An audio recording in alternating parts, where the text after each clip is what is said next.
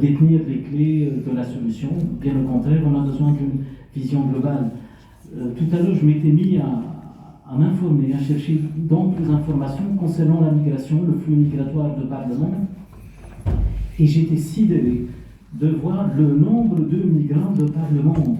On en est à plus de 250 millions de migrants qui parcourent, qui sillonnent tous les continents quasiment. Et donc, c'est des gens qui sont en situation vraiment difficile. C'est des gens qui sont acculés des fois à quitter leur pays d'origine, à quitter leur famille, non pas parce qu'ils s'y plaisent à quitter, mais parce qu'il y a des guerres, il y a des famines, il y a des situations difficiles, il y a une perspective de prospérité qu'ils cherchent sous d'autres contrées, sous d'autres cieux. Et donc, du coup, ce n'est pas une situation facile. Et donc, ils s'attendent, en faisant ce mouvement, à ce qu'il y ait un accueil chaleureux, à ce qu'il y ait une dignité humaine de partager, à ce qu'il y ait un minimum d'humanisme, une empathie qui est partagée. Hélas, ce n'est pas toujours de mise. Et donc, tout compte fait, c'est une affaire, comme je l'ai dit, mondiale, parce que de notre côté, en tant que Tunisien, le flux continue aussi. Il y a toujours eu, de par l'histoire, ce mouvement des populations. C'est quelque chose qui a partagé, qui a participé à l'éclosion de sciences, à l'éclosion d'art, à l'éclosion de culture. Et donc ce mouvement est fondamental.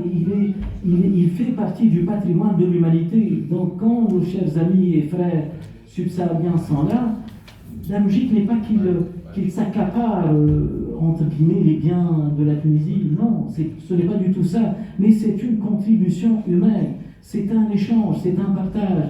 Donc tout individu qui est là est une mine qui est riche de joyaux, de perles, de contributions qui est donnée à la Tunisie. Et donc il faut vraiment la valoriser et non pas la dévaloriser comme, hélas, il est d'usage et de plus en plus d'usage. Donc l'association de soutien des minorités, depuis 2011, s'était engagée pleinement à défendre les droits de l'homme en général, les droits des minorités et particulièrement le droit des migrants. Donc ce projet s'inscrit dans cette dynamique de plaidoyer. Donc il y a des gens qui sont là, en situation difficile, en situation de crise, des jeunes, des moins jeunes, et des femmes aussi en l'occurrence, qui vivent des situations difficiles, et donc qui militent et qui méritent accompagnement pour qu'ils ne se sentent pas justement isolés et laissés pour compte. Et l'accompagnement qui est régulier, qui est fait, moi j'en témoigne en tant qu'individu, je vois l'engagement de la TSM dans beaucoup de causes en rapport avec les migrants, et donc c'est vraiment, ça fait partie du quotidien que de recevoir les plaintes, les doléances, les difficultés que vivent nos chers frères et sœurs subsahariens et subsahariennes. Donc du coup, c'est un engagement vraiment de longue haleine et continu.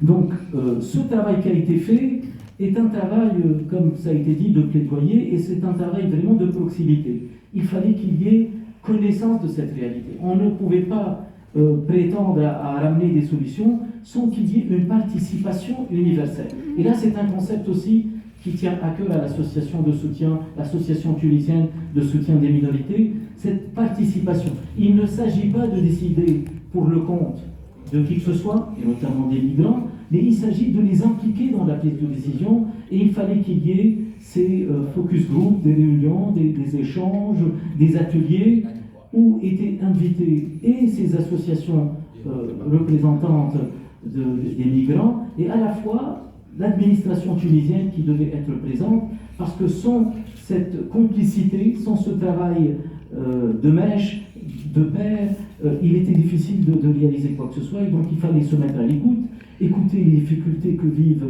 nos amis subsahariens, et en conséquence, les mairies étaient appelées à réagir et interagir, et donc il y a eu tout un document qui est mis à votre disposition, qui est le rapport qui vous est soumis. Donc, beaucoup d'objectifs ont été mis en place, notamment de les réunir, et ça c'est inédit, que de réunir donc, ces vis-à-vis-là, de s'asseoir autour d'une table, de discuter, d'échanger, de s'écouter mutuellement, et de cheminer vers des solutions qui mènent vraiment vers à solutionner, à trouver des solutions aux crises et aux difficultés que vivent nos chers amis. Donc, comme j'ai dit, il y avait une mise en place de tables rondes, et de ces tables, il y en a eu quelques-unes, hein. On a eu des tables rondes à Bénigne, on a eu des tables rondes aussi du côté de Tunis et spécifiquement à La Martin, et aussi avec des vis-à-vis municipaux tels que la Goulette, comme ça a été mentionné. Et donc de toute cette dynamique, vraiment jaillissait de plus en plus la lumière, parce que c'est de ces échanges que la lumière émanait des solutions à présenter. Aussi, un deuxième niveau était accompli, ça a été aussi mentionné par Raïda, c'était la production d'une vidéo de sensibilisation, d'une capsule de sensibilisation, parce que vous réalisez que depuis 2011, la société tunisienne n'était pas habituée à tant de flux.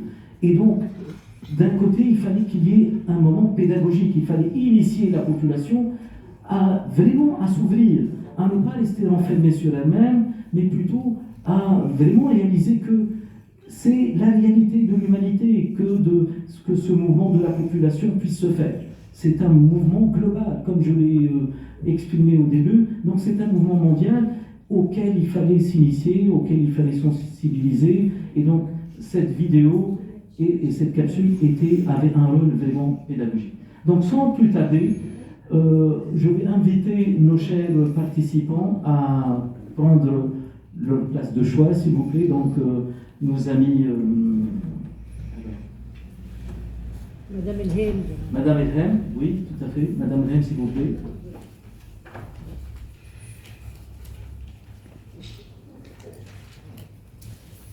Monsieur Christian Wongang, j'espère ne pas me tromper dans la prononciation. Monsieur Gnablé Bedel.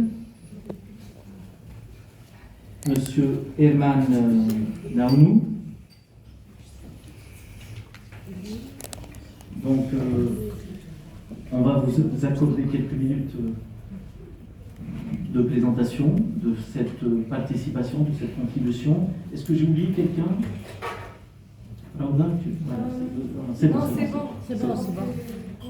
Donc, nous allons vous accorder, messieurs, dames, quelques minutes, peut-être 10 minutes à chacun de présentation. Et suite à